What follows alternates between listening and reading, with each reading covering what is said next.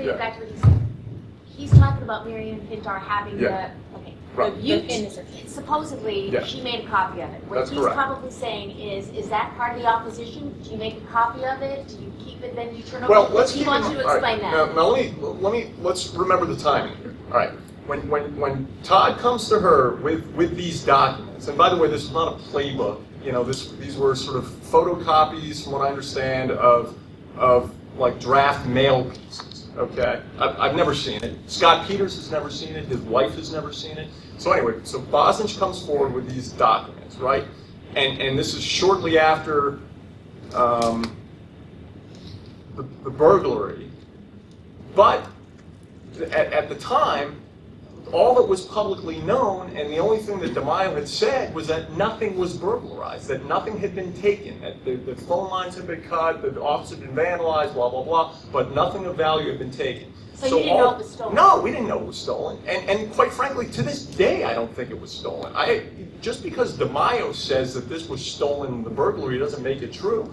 I mean, quite frankly, my own personal belief, or my own gut sense, is that this was stuff that Bosnich had in his possession, you know, through his work on the campaign. It was on his computer, and he ultimately turned it over to Marianne. There was certainly no evidence. Hold on a second. So there was certainly no evidence at the time for Marianne to know that this was. Certainly at the time, she had no reason to believe that this stuff was, you know, stolen. It was stuff that was turned over to her by a guy who used to work for the opposition campaign, who was clearly.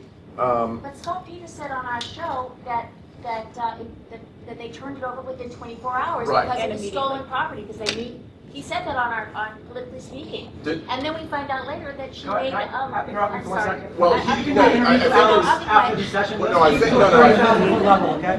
And so moving on, I hate to interrupt you, Alex. No, I'm gonna. Can I so, just?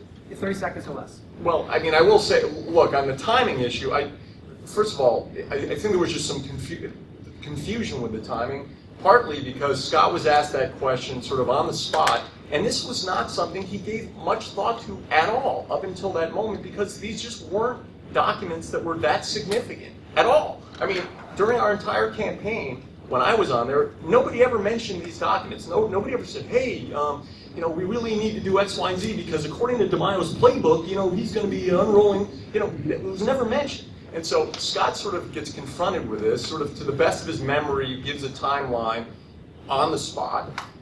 It turned out it was inaccurate, but whether he turned it over in 24 hours or whether he turned it over in 3 days, the bottom line is it's set 4 days, whatever it was. Bottom line is it's sat there in an envelope, unopened by either him or his wife. If you don't think it's stolen to this day, why did you turn it over to the police? Because it was part of because it was part of an investigation into sexual harassment. The sex crimes. Show of hands. Who wants more of the playbook? The sex crime. I just will say that the person that interviewed 3 seconds, was the sex crimes detective. That's who this was all turned over to. Who do I give this to? Let's. I appreciate that. Obviously, that one issue resonates with a lot of people. We're not going to litigate or resolve it tonight, which is the reason why I want to cut bait and move on. Yeah.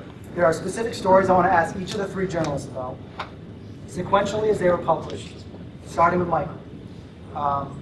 Walk us through the decision to frame and publish the Bosnich fabricated Kate Lyon email, which was headlined DeMaio email about staffer questions. Now, if I think, is this the Joel story we're talking about? Correct. Okay. This is the story that Joel Hoffman wrote for the UT. Joel Hoffman is on Twitter, apparently taking questions. So it had a staffer. It was mocking the staffer and an overweight woman. Yeah, CDB had this story about email. Who was on media staff.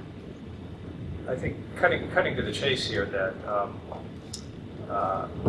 if my recollection is correct, that the initial response or the campaign response, maybe from you, Dave, was that when we asked about did Carl DeMaio author this email or whatever we asked about the email, again, Joel was the one reporting it, and the response was, we're not going to address any more of Todd Bosnich's lies and smears or whatever, I'm paraphrasing. We had pretty accurate subsequently learned that Carl DeMaio, on the record, had a conversation with Bill Osborne saying that Todd Bosnich fabricated that. And so we thought, well, that's kind of an interesting contradiction, so we should report that. Now, a lot of people thought, by virtue of doing that, somehow we were, aiding Mr. DeMaio, which was the furthest thing from the truth. We thought that, okay, here's some more information, and whether he thought he had a different arrangement with Bill, but when Bill told us that, it was a little unusual for us to go in that direction.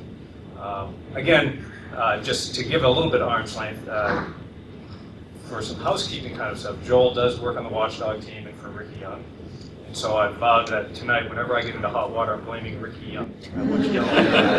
But anyway, I think, is that what you were getting at? Yeah. Okay. Yeah.